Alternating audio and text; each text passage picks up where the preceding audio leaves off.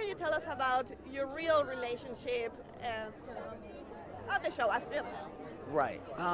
Well, I mean, as much as we can say, and as much as we know, at least I know, is Michael and Nikita have a history. They have had a history. I mean, he trained her. He helped her out when she joined Division, and there was something that has happened. We haven't gotten into the details on that yet, and we're not sure where necessarily it's going to go.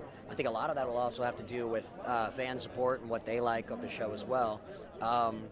And now, Nikita's coming back for revenge. They've appeared in each other's lives again, and they're kind of at each other's throats right now. Yeah. So There's a lot of tension, so that always makes it more interesting, I think. Oh yeah, yeah. When it comes to love.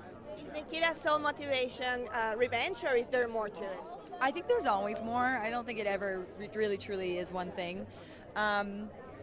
It's a classic revenge tale, but at the same time you're dealing with an incredibly flawed human being, which is what makes Nikita interesting to me anyway. So she's going to go through it. There are going to be things that she believes in and things that she second guesses, and so that's going to be the color in her journey, I think. So you have the best wardrobe ever, and it's also sexy and cool. I try. Do you have any favorite? I like to be comfortable. Would you wear any of those out on the streets? So much work. Yeah, right. I'd love to not fight in heels. That would be amazing. You know what?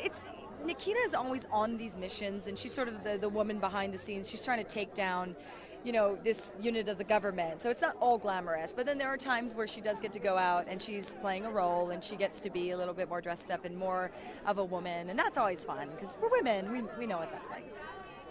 Okay. And the last one is at first we think that you're with the bad guys, but then we sort of see that you're taking care of the other people that you're training. Is that correct?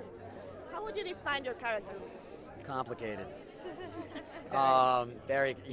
Very complicated. No, I mean, Michael's not a bad guy inherently at all. I mean, he's gotten himself in a position where he's done some things that I think he started off believing in, and now he's a little unsure. But he does have a good heart, and he knows what he has to do, and I think he inherently feels like it's kind of his family, the recruits and things like that, and in his past with Nikita as well.